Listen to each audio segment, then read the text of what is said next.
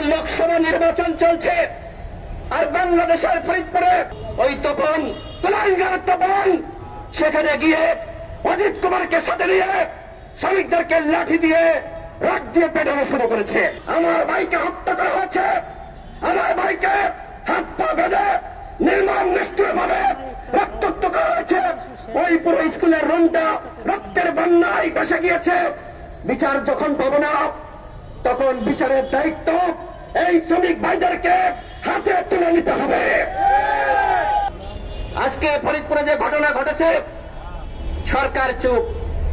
সরকারের প্রধানমন্ত্রী দেখবেন বিভিন্ন ইস্যুতে ছোট ছোট বিষয়ে তিনি বক্তব্য দিয়ে থাকেন, কিন্তু এত বড় একটি ঘটনা ওবায়দুল কাদেরের বক্তব্য নাই, প্রধানমন্ত্রীর বক্তব্য নাই, কোন মন্ত্রীর বক্তব্য নাই, সবাই মুখে কুলু পেটেছে।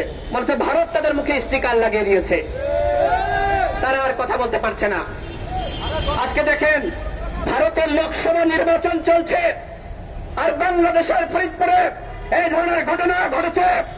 ওই অজিত কুমার সরকার যার নেতৃত্বে আমার শ্রমিক ভাইদেরকে একটি রুমের মধ্যে হাত পা বেঁধে বন্দী করে রাখা হয়েছিল এবং ওই তপন কুলাঙ্গার তপন সেখানে গিয়ে অজিত কুমারকে সাথে নিয়ে শ্রমিকদেরকে লাঠি দিয়ে রড দিয়ে পেটানো শুরু করেছে।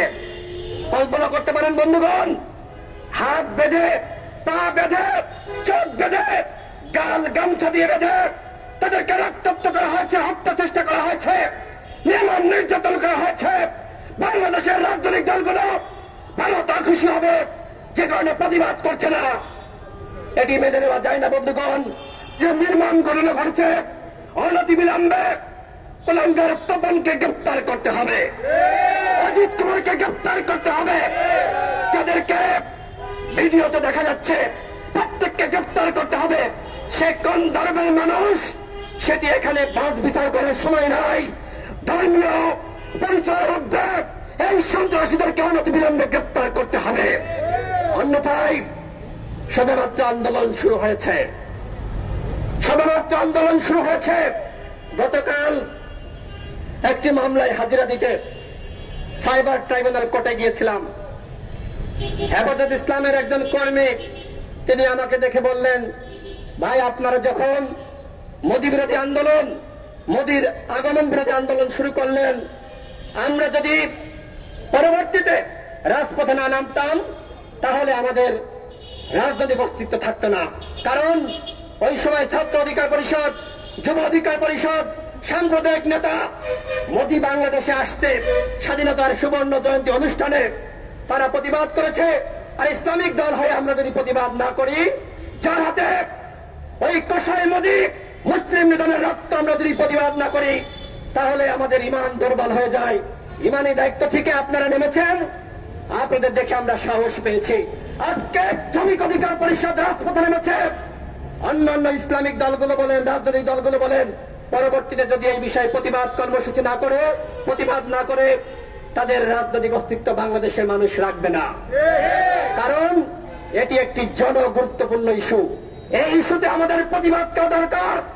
দল মত নির্বিশেষে আমাদেরকে প্রতিবাদ করতে হবে। সরকার যদি এই কুলাঙ্গার সন্ত্রাসীদেরকে ধর্মীয় পরিচয়ের ঊর্ধ্বে উঠে গ্রেপ্তার না করে, তাহলে বাংলাদেশের আপামর জনগণ এই সন্ত্রাসীদের বিরুদ্ধে অ্যাকশনে যাবে, পাল্টা প্রতিরোধ গড়ে তুলবে। কারণ কি বন্ধুগণ, বিচার পাচ্ছি না।